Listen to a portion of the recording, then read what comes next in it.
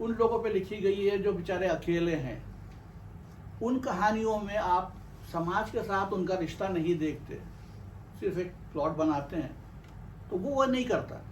उसके अफसाने में लोगों की रेल पेल है, सड़कें, कोठे और बाजार हैं, घर और आंगन की चहल पहल है, शादी के हंगामे हैं, नुक्कड़ और चौराहों की गहमा गहमी है, सियासी जुलूस, दंगे और फसाद हैं, किरदारों की तबकाती, समाजी, मजहबी और पेशा वराना मशागल हैं। मंटो इंसानी ज़िंदगी का मुताला हमेशा उसके मखसूस तबकाती और समाजी पस मंज़र में करता है। उसकी फ़ज़ाबंदी, मुरक्का साजी और जुज़ियात निगारी में किरदारों के मखसूस माहौल और फ़ज़ा की पूरी नक्शगरी मिलती है। तो इस आदमी ने हर तरह के मौजू पर लिखा है। हम आपको आज 20-20 मिनट की 3 कहानियाँ सुनाएंगे, और तीनों कहानियाँ आपको अलग अलग इलाके में ले जाएंगी। पहली कहानी है जो शायद आपके चेहरे पे कुछ मुस्कुराहट लाए। कहानी का उन्वान है गुस्ल खाना। गुस्ल, बाथ, खाना, रूम। जैसे आप छोटे से छोटे घर में भी जाइए तो एक बावर्ची खाना होता है। तो जैसे हम लोग हिंदी में कहते हैं ना कि क्या होता है, शाला होता है, और एक और शब्द है रसोई नहीं, बावर्ची खाने के लिए नहीं, आले, शौचालय वहाँ से बना है। तो अक्सर बाथरूम का मतलब हम लोग शौचालय में भी लेते हैं। यहाँ भी कभी कभी आपको लेना होगा तो इस कहानी को गुस्ल खाना जो है सुना रहे हैं सिद्धार्थ माधवी। मैं बीच बीच में उनका साथ देता रहूँगा। तो सुनिए सादत हसन मंटो का अफसाना गुस्ल खाना। सदर दरवाजे के अंदर दाखिल होते ही सीढ़ियों के पास एक छोटी सी कोठरी है जिसमें कभी उपले लकड़ियां और कोयले रखे जाते थे, मगर अब उसमें नल लगाकर उसको मर्दाना गौसल खाने में तब्दील कर दिया गया है। फर्श वगैरह मजबूत बना दिया गया है ताकि मकान की बुनियादों में पानी ना चला जाए। उसमें सिर्फ एक खिड़की है जो गली की तरफ खुलती है। उसमें जंग आलूद सलाखें लगी हुई हैं। मैं 5वीं जमात में पढ़ता था जब यह गुस्ल खाना मेरी जिंदगी में दाखिल हुआ। आपको हैरत होगी कि गुस्ल खाने इंसानों की जिंदगी में क्यों दाखिल हो सकते हैं। अब गुस्ल खाना तो ऐसी चीज है जिसमें आदमी दाखिल होता है और देर तक दाखिल रहता है। लेकिन जब आप मेरी कहानी सुन लेंगे तो आपको मालूम हो जाएगा कि ये गुस्ल खाना वाकई मेरी जिंदगी में दाखिल हुआ और उसका एक अहम तरीन जुज्व बन के रह गया। यूं तो मैं इस गुस्ल खाने से उस वक्त का मुतारिफ हूं जब उसमें उपले वगैरह पड़े रहते थे और मेरी बिल्ली ने इसमें चूहे, भीगे हुए चूहों की शक्ल के 4 बच्चे दिए थे। उनकी आंखें 10-12 रोज तक मुंदी रही थी। चुनांचे जब मेरा छोटा भाई पैदा हुआ था, उसकी आंखें खुली देखकर मैंने अम्मी जान से कहा था, अम्मी जान, मेरे बिल्ली टेडी ने जब बच्चे दिए थे तो उनकी आंखें तो बंद थी, इसकी क्यों खुली हुई हैं? यानी मैं बचपन ही से इस गुस्ल खाने को जानता हूं, लेकिन ये मेरी जिंदगी में उस वक्त दाखिल हुआ जब मैं 5वीं जमात में पढ़ता था और एक भारी भरकम बस्ता बगल में दबाकर हर रोज स्कूल जाया करता था। एक रोज का जिक्र है, मैंने स्कूल से घर आते हुए सरदार दोहावा सिंह फलफरोश की दुकान से एक काबुली अनार चुराया। मैं और मेरे 2 हम जमात लड़के हर रोज कुछ ना कुछ उस दुकान से चुराया करते थे। लेकिन भाई दोहावा सिंह, जो फलों के टोकरों में घिरा एक बड़ी सी पगड़ी अपने केसों पर रखे सारा दिन अफीम के नशे में ऊँघता रहता था, वो खबर तक ना होती थी। मगर बात यह है कि हम बड़ी बड़ी चीजें नहीं चुराते थे। कभी अंगूर के चंद दाने उठा लिए, कभी लोकाट का एक गुच्छा ले उड़े, कभी मुट्ठी भर खुबानियां उठाएं और चलते बने। लेकिन इस दफा चूंकि मैंने ज्यादती की थी इसलिए पकड़ा गया। एकदम भाई दोहावा सिंह अपनी अब्दी नींद से चौंका और इतनी फुर्ती से नीचे उतरकर उसने मुझे रंगे हाथों पकड़ा कि मैं दंग रह गया। साथ ही मेरे हवास बाख्ता हो गए। पहले तो मैं इस चोरी को खेल समझा था, लेकिन जब मैली दाढ़ी वाले सरदार दोहावा सिंह ने अपनी फूली हुई रगों वाले हाथ से मेरी गर्दन नापी, तो मुझे एहसास हुआ कि मैं चोर हूं। बचपन ही से मुझे इस बात का ख्याल रहा है कि लोगों के सामने मेरी जिल्लत ना हो। चुनांचे सरे बाजार जब मैंने खुद को जलील होते देखा, तो फौरन भाई दोहावा सिंह से माफी मांग ली। आदमी दिल का बहुत अच्छा था। अनार मेरे हाथ से छीनकर उसने वो मैल जो उसके ख्याल के मुताबिक अनार को लग गया था, अपने कुर्ते से साफ किया और बड़बड़ाता हुआ चला गया। वकील साहब आए तो मैं उनसे कहूंगा कि आपके लड़के ने चोरी शुरू कर दी है। मेरा दिल धक से रह गया। मैं तो समझा था कि सस्ते छूट गए। वकील साहब यानी मेरे अब्बा जी सरदार दोहावा सिंह नहीं थे। वो ना अफीम का नशा करते थे और ना उन्हें फलों ही से कोई दिलचस्पी थी। मैंने सोचा अगर इस कमबख्त दोहावा सिंह ने उनसे मेरी चोरी का जिक्र कर दिया, तो वो घर में दाखिल होते ही अम्मी जान से कहेंगे, कुछ सुनती हो? अब तुम्हारे बरखुरदार ने चोरी चकारी भी शुरू कर दी है। मैंने आज तक अपनी नाक पर मक्खी बैठने नहीं दी, लेकिन इस नालायक ने मेरी सारी इज्जत खाक में मिला दी है। वो तो मुझे 2-3 तमाचे मारकर मुतमईन हो जाते, मगर अम्मी जान की नाक में दम कर देते, इसलिए कि वो हमारी तरफदारी करती थी।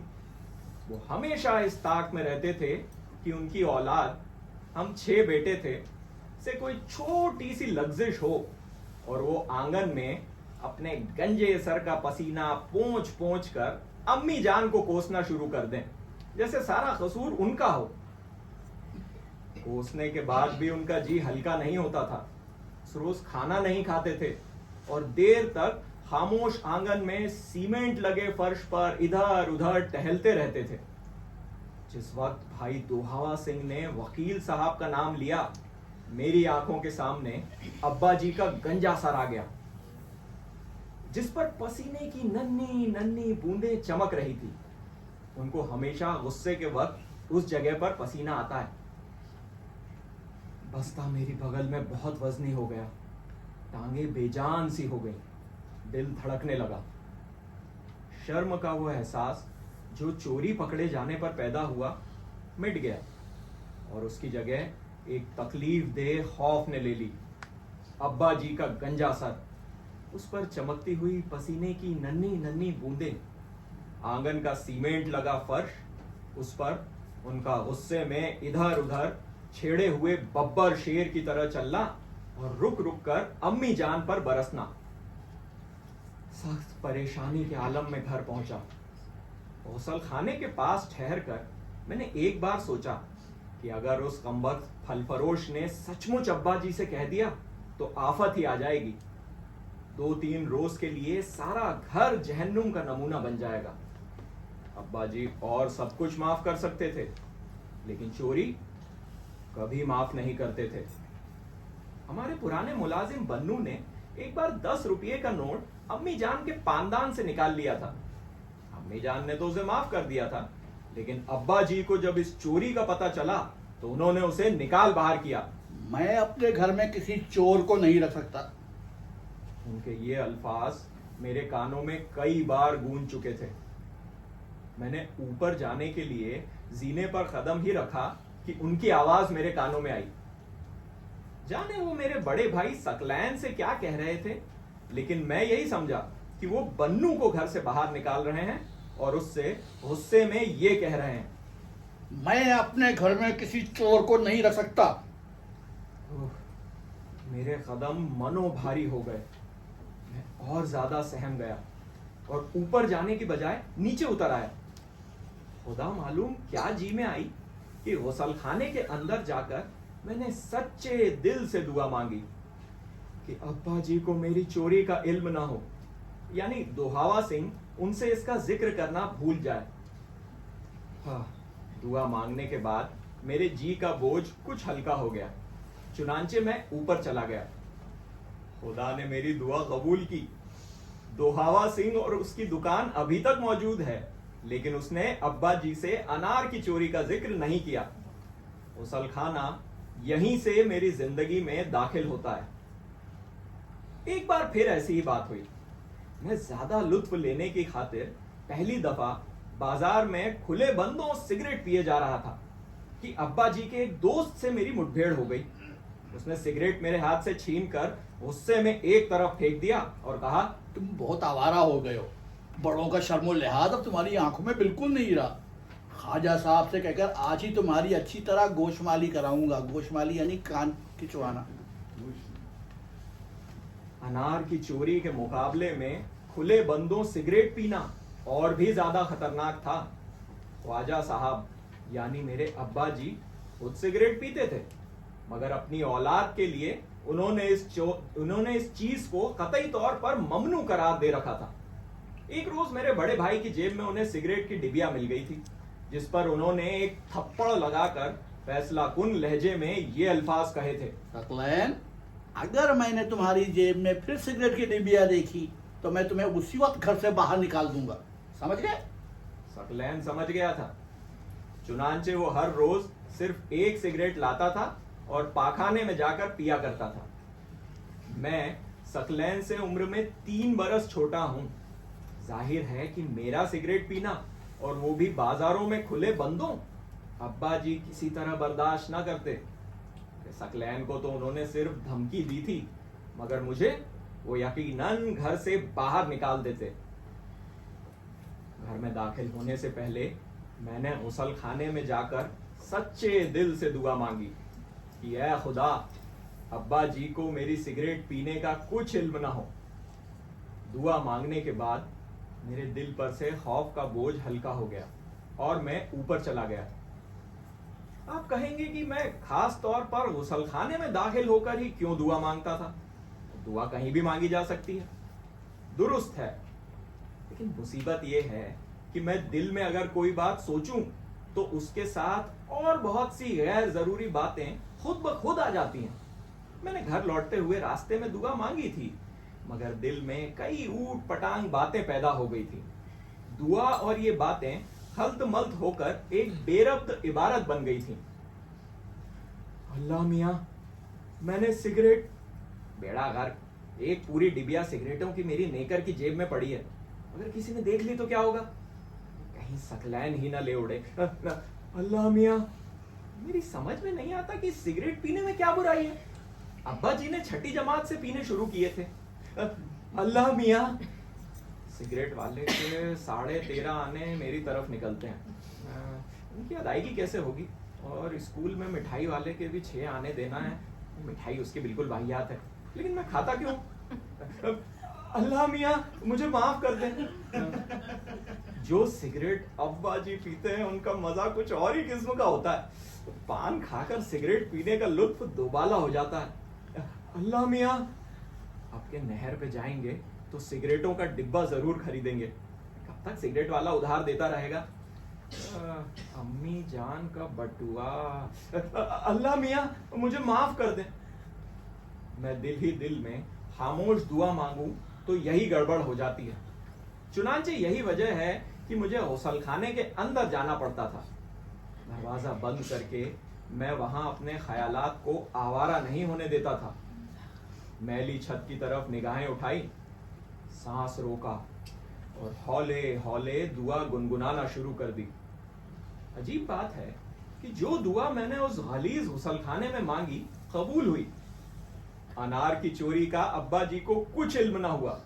सिगरेट पीने के मुतालिक भी वो कुछ जान ना सके, इसलिए कि उनका दोस्त उस रोज शाम को कलकत्ते चला गया, जहां उसने मुस्तकिल रिहाइश इख्तियार कर ली। अब गुसल खाने से मेरा एतकाद और भी पुख्ता हो गया जब मैंने 10वीं जमात का इम्तिहान देने के दौरान में दुआ मांगी और वो कबूल हुई। ज्योमेट्री का पर्चा था। मैंने गुसल खाने में जाकर तमाम प्रपोजिशंस किताब से फाड़कर अपने पास रख ली और दुआ मांगी कि किसी मुम्तहिन की नजर ना पड़े और मैं अपना काम इत्मीनान से कर लूं। चुनांचे यही हुआ। मैंने फाड़े हुए औराक निकाल कर कागजों के नीचे डेस्क पर रख लिए और इत्मीनान से बैठा नकल करता रहा। एक बार नहीं, 25वीं बार मैंने इस गुसलखाने में हालात की नजाकत महसूस करके दुआ मांगी, जो कबूल हुई। मेरे बड़े भाई सकलैन को इसका इल्म था, मगर वो मेरी ज़ईफुल एतिकादी समझता था। अब भाई कुछ भी हो, मेरा तजुर्बा यही कहता है कि इस गुसलखाने में मांगी हुई दुआ कभी खाली नहीं गई। मैंने और जगह भी दुआएं मांगकर देखी हैं, लेकिन उनमें से एक भी कबूल नहीं हुई। क्यों? इसका जवाब न मैं दे सकता हूं, न मेरा बड़ा भाई सकलैन। मुमकिन है आप में से कोई साहब दे सके। चंद बरस पीछे का एक दिलचस्प वाकया आपको सुनाता हूं। मेरे चचा जान की शादी थी। आप सिंगारीपुर से इस घरस के लिए आए थे। क्योंकि उनका और हमारा घर बिल्कुल साथ साथ हैं, इसलिए जितनी रौनक उनके मकान में थी, उतनी ही हमारे मकान में भी थी। बल्कि उससे कुछ ज्यादा ही कहिए, क्योंकि लड़की वाले हमारे घर आ गए थे। आधी आधी रात ढोलक पर गीत गाए जाते थे। होने वाली दुल्हन से छेड़छाड़, अजीबो गरीब रस्में, तेल, मेहंदी और खुदा मालूम क्या क्या कुछ। बच्चों की चीखों पुकार, अल्हड़ लड़कियों की नई गुरगाबियों और सैंडलों में एक चलत फिरत ऊट पटांग खेल। गरज कि हर वक्त एक हंगामा मचा रहता था। जब इस किस्म की खुशगवार अफरा तफरी फैली हो, तो लड़कियों को छेड़ने का बहुत लुत्फ आता है। अरे बल्कि यूं कहिए कि शादी ब्याह के ऐसे हंगामों ही पर लड़कियों को छेड़ने का मौका मिलता है। हमारे दूर के रिश्तेदार शालबाफ थे। उनकी लड़की मुझे बेहद पसंद थी। इससे पहले 3-4 मर्तबा हमारे यहाँ आ चुकी थी। उसको देखकर मुझे ये महसूस होता था कि वो एक रुकी हुई हंसी है। नहीं, मैं अपने माफियूज ज़मीर को अच्छी तरह बयान नहीं कर सका। उसका सारा वजूद खिलखिला कर हंस उठता अगर उसको जरा सा छेड़ दिया जाता, बिल्कुल जरा सा। यानी उसको अगर सिर्फ छू लिया जाता तो बहुत मुमकिन है वो हंसी का फव्वारा बन जाती। उसके होठों और उसकी आंखों के कोनों में, उसकी नाक के नन्हे नन्हे नथनों में, उसकी पेशानी की मसनूई त्योरियों में, उसकी कान की लवों में हंसी के इरादे मुर्तइश रहते थे। मैंने उसको छेड़ने का पूरा तहैया कर लिया। खुदा का करना ऐसा हुआ कि सीढ़ियों की बत्ती खराब हो गई। अब बल्ब फ्यूज हुआ या किया गया, बहरहाल अच्छा हुआ, क्योंकि वो बार बार कहीं नीचे आती थी और कभी ऊपर जाती थी। मैं गुसलखाने के पास अंधेरे में एक तरफ होकर खड़ा हो गया। वो ऊपर जाती या नीचे आती, मुझसे उसकी मुठभेड़ जरूर होती और मैं अंधेरे में उससे फायदा उठाकर अपना काम कर जाता। बात माकूल थी, चुनांचे मैं कुछ देर दम साधे उसका मुंतजिर रहा और इस दौरान में अपनी आंखों को तारीकी का आदी बनाता रहा। किसी के नीचे उतरने की आवाज आई। खट खट खट। मैं तैयार हो गया। ये आवाज मोबाइल की है, वो खट खट अलग है। अब्बा जी थे। उन्होंने पूछा,